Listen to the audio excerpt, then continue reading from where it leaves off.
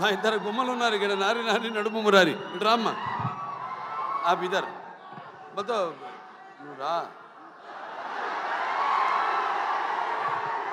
ఈవిడేమో కత్తి, ఈవిడేమో ఖతర్నాక్.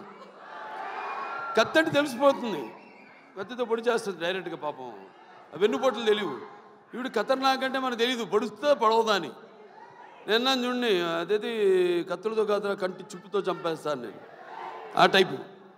అంటే ఖాతిల్ నహీ దిల్దార్ భీ హై, కత్తిని చూసి ఏ షాఖే గుల్ భీ హై, తల్వార్ భీ హై. ఎక్కడ మనం ఈయన లోకంలో ఈయన ఉన్నాడు. నెక్స్ట్ పిక్చర్ గురించి మాట్లాడుతున్నాడు అక్కడ. ఏ ఖాతిల్ నహీ దిల్దార్ భీ హై, కత్తిని చూపించి ఏ షాఖే గుల్ భీ హై, తల్వార్ భీ, ఆ టైప్. అంటే క్రిమినల్లే కాదు, ఖాతిల్ నహీ దిల్దార్ భీ హై, కొంచెం మనసు వెన్నలాంటిది పాపం. నా టైపే. నాకంటే ముందు మీరే చూసిరు సార్ ఆ మనసు. ఏ షాఖే గుల్ భీ హై అంటే ఒక పుష్ప గుచ్చంలా కనిపిస్తుంటుంది, లేకిన్ దిల్దా కానీ మర్చిపోతుంది కత్తని, ఆ టైప్. సో మంచి అనుభవం ఈ అమ్మాయితో మన సినిమా డిక్టేటర్ యాక్ట్ చేయడం. ఎందుకంటే ఇద్దరం ఒకే టైపు, ఎమోషను మాలో ఉన్న ఆవేశం అయితే మీ బబ్లింగ్నెస్ అయితేనేమి రెండు కూడా మ్యాచింగ్. నేను అంటే బ్యాషన్లోకి వెళ్తే భయపడ్డు కదా, ఇప్పుడు బ్యాషన్లో లేను కాబట్టి. సార్ అలాగే అమ్మాయి కూడా నేహా శెట్టి, డీజే టిల్లు, మొదటి భాగంలో డీజే టిల్లునే అతని చేత వణికించి చెమటలు పట్టించిన పాత్ర చేసి మరి అందరి మనసులో సుస్థిరంగా స్థానాన్ని సంపాదించుకుంది. సో వాళ్ళిద్దరు పాత్రల గురించి చెప్పాడు ఆయన, విశ్వక్సేన్ గారు అలాగే డైరెక్టర్ గారు చెప్పారు. ఎందుకంటే నాకు సినిమా గురించి తెలీదు. చూసిన తర్వాత మళ్ళీ నెక్స్ట్ ఈ యొక్క సినిమా విజయోత్సవ సభలో మాట్లాడతాను.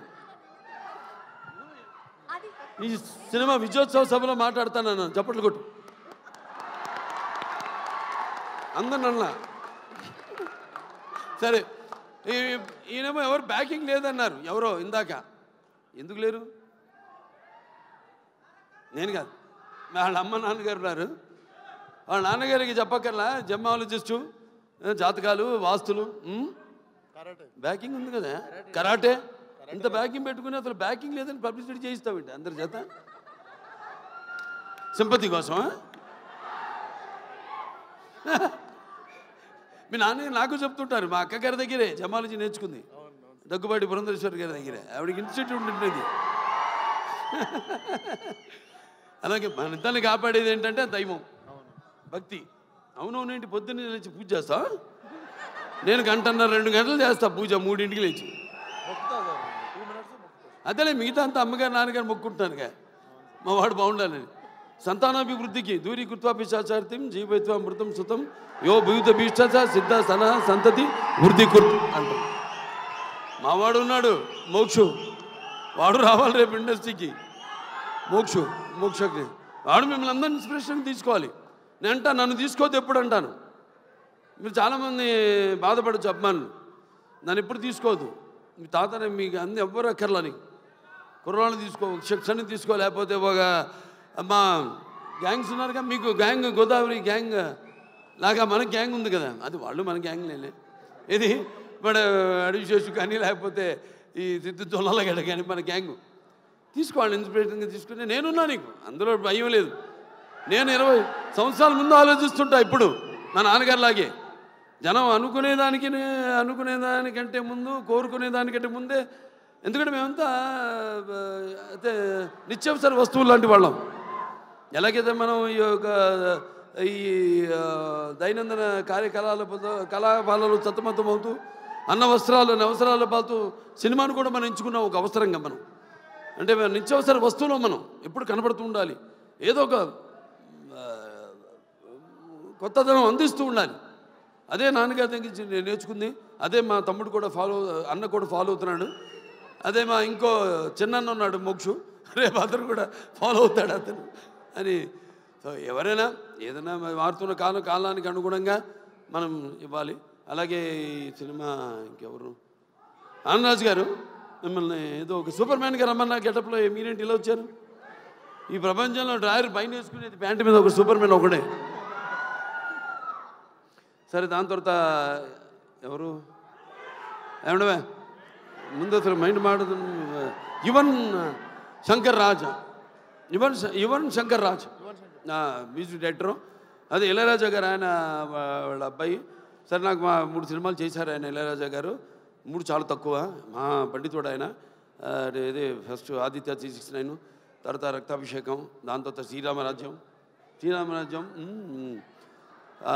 అట్లా.